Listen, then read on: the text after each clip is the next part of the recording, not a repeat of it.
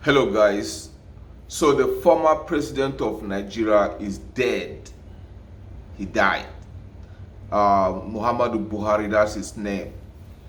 Now, I'm not celebrating his death. Everybody's gonna die. Myself, I'm gonna die. Okay, everybody will die and go. Okay, but for me as an individual, I've never been saddled with the responsibility of governing or ruling a country. This guy had the opportunity to rule Nigeria twice. He had the opportunity to govern Nigeria twice. Both times he has supervised the destruction of our country. Guys, if you have been watching my channel for a while now, you understand, or if you pay attention to me, you always hear me refer back to the 80s, 1983, 80. You understand? If you are a follower of my channel, you always hear me make reference to that time period because Nigeria was ascending. We were on our way up. Until 1983, when this guy came into power and he toppled a democratically elected government. Since then, our country has been going down up till where we are today. Previously, we've had two presidents who have died in office.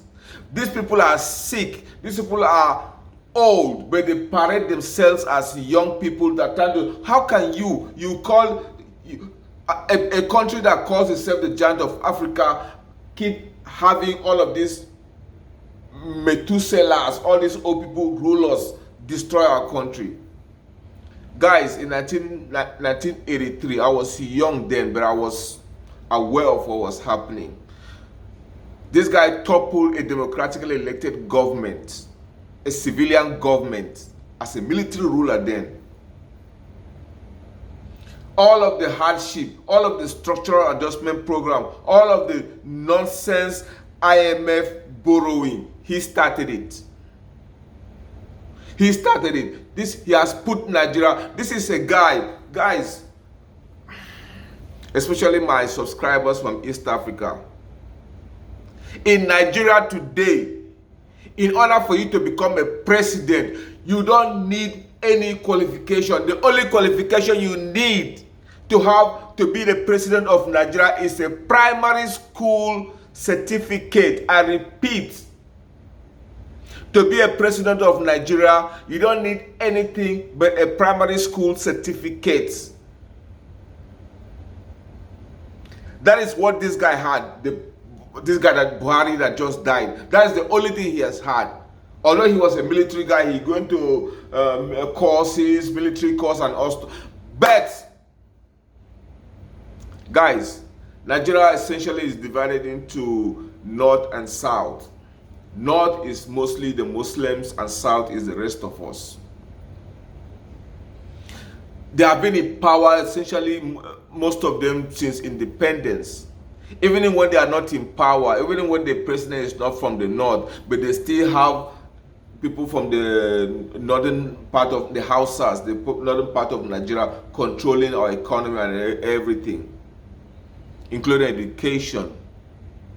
Their people don't read. If you go to Nigeria now, you see people begging in the street. These are people from the north. They didn't go to school. Education is not priority for them. Okay? Terrorists in our country, mainly from the north, because they refuse to develop themselves. Bandits that are killing innocent Nigerians in the south are from the north. All of these things started with this president that just died.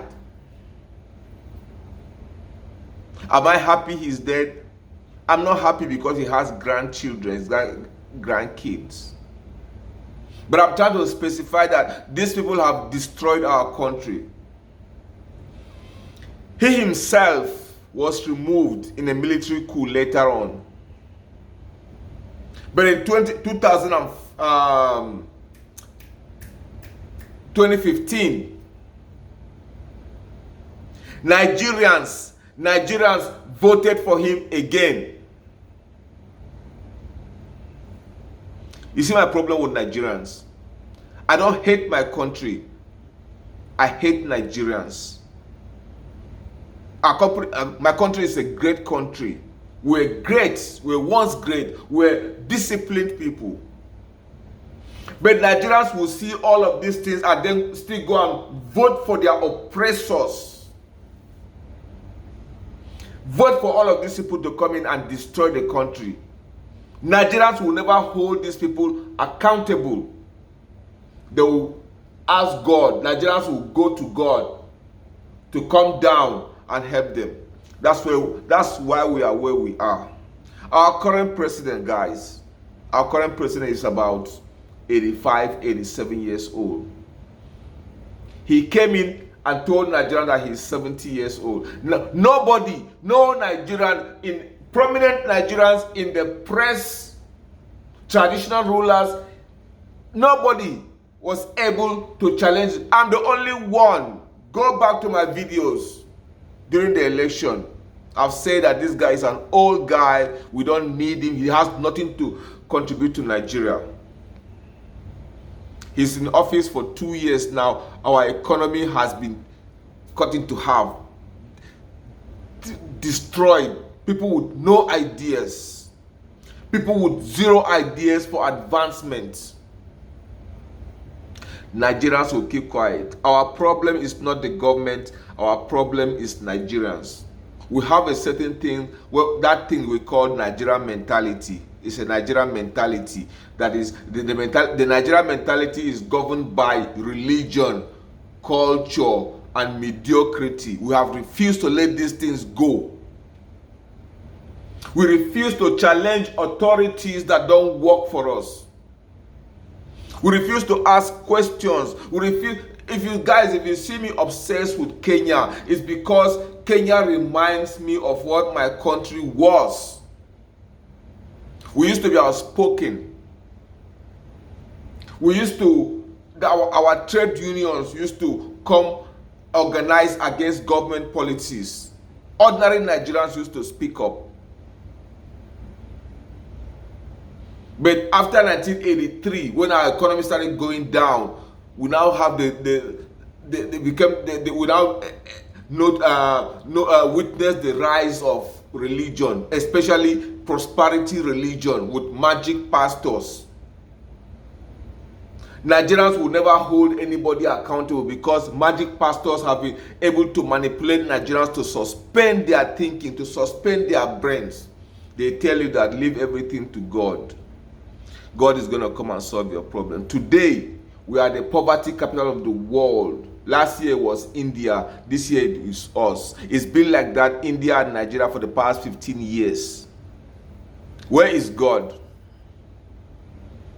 It is not God's responsibility to reform a country. That's why you have a leader. It's the responsibility of your leader. If you are stupid enough as a country to keep electing stupid leaders, stupid people in your country to lead you, you can't blame the leaders. You have to blame yourselves, Nigerians. Look at Kenya. I keep telling you guys, look at Kenya. Okay?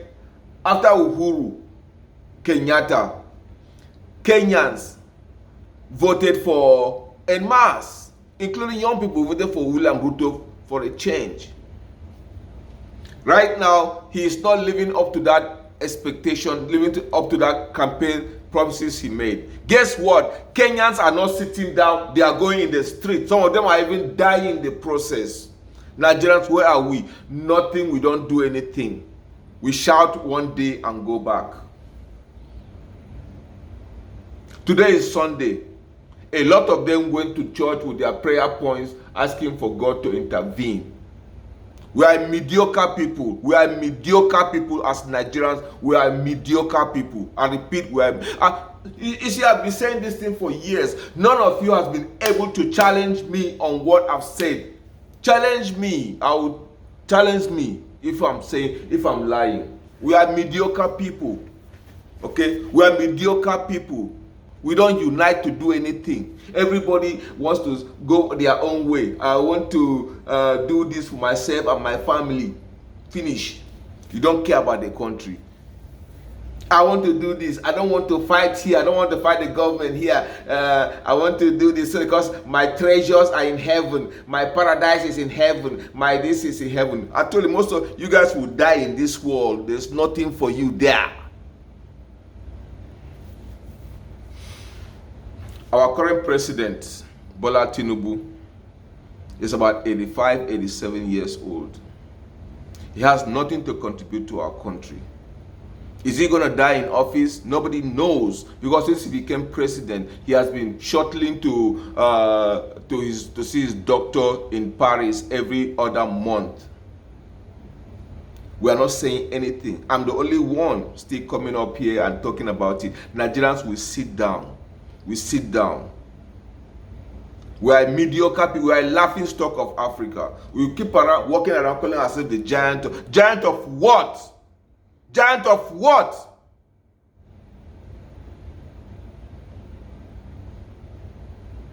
Giant of what?